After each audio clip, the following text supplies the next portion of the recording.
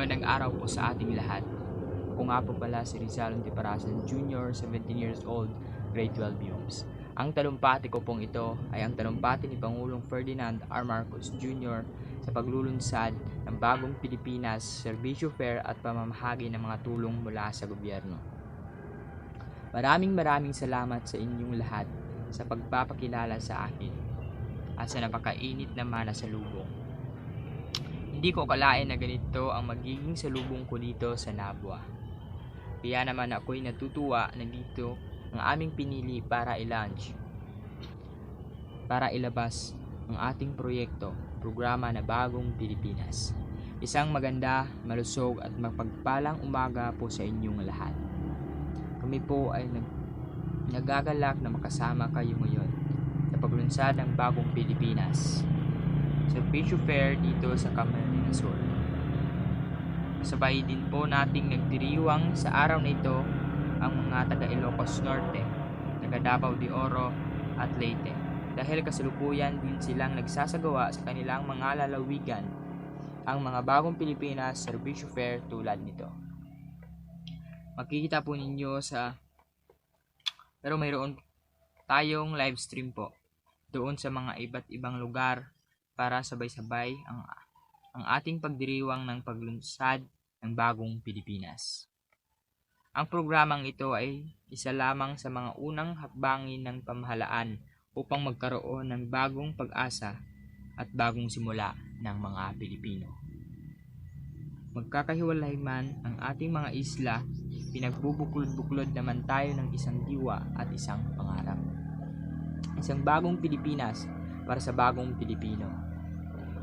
Tinipon namin ang iba't ibang ahensya ng pamahalaan upang sama-samang maghatid sa inyo ng mga benepisyong magpapagaan sa inyong mga kalagayan. Andito po ang mga ibang kalihim, mga ibang kabinete sekretary. Nandito po ang tigadole na Secretary Benny Laguesma.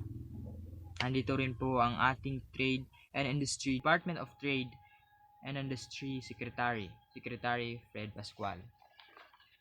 Kasama po rin natin ang kalihim ng Departamento ng Interior and Local Government, ang ating Secretary sa DILG, Secretary Benhur Abalos.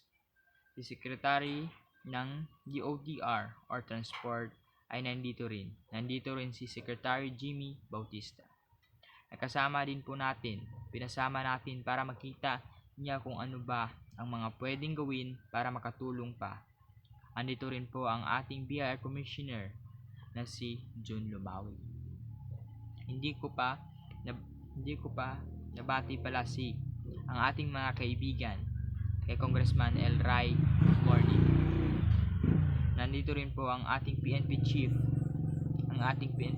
na si Benji Acorda. Nandito, binabasa ko yung mga greetings dito. Sabi ko parang Ilocos Norte to. Pare-pareho ang pangalan.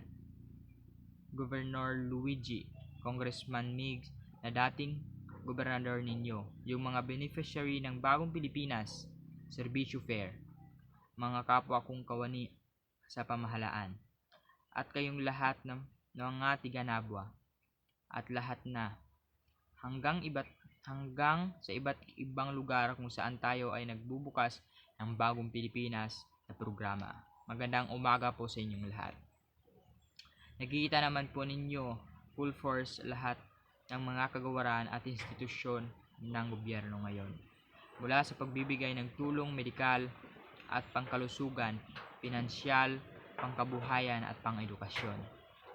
Andito rin po ang ating chairman na si Popoy de Vera. Siya ang namamahala sa mga SUC at mga scholarship program.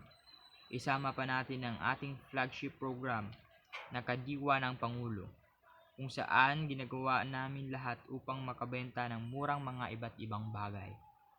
Narito rin po ang passport on wheels, driver license registration, assistance, national ID, NBI, police clearance. Lahat ito ay pwedeng mag-apply dito upang hindi na ninyo kailangan pang lumayo para magkaroon ng mga ito.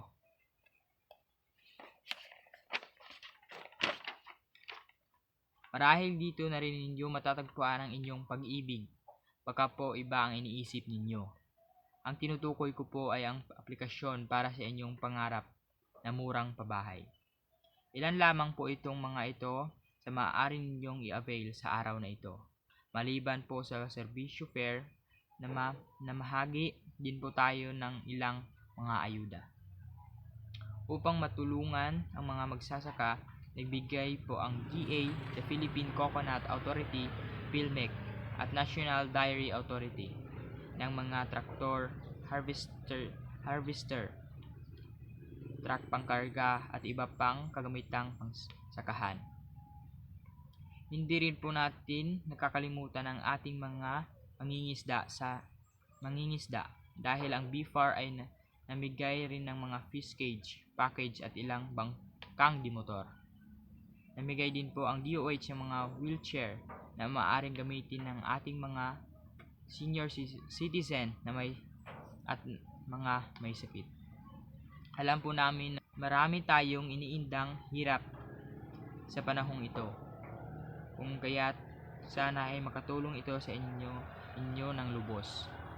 Bago po ako magtapos, nais ko pong magpasalamat sa mainit ninyong pagtanggap sa akin dito sa Camarines Sur. Asahan po ninyo na patuloy naming pagbutihin ang aming paglilingkod sa bayan. Iisa po ang ating hangarin na maisulong ang bagong Pilipinas na maipagmamalaki nating ipamana sa ating mga anak at sa mga susunod na henerasyon. Sa tulong ninyo, mapagtatagumpayan natin ang anumang mga hamon sa buhay basta't nagkakaisa, walang pagsubok o kahirapan hindi natin kakayanin. Muli, maraming salamat at maligayang pagdating sa bagong Pilipinas.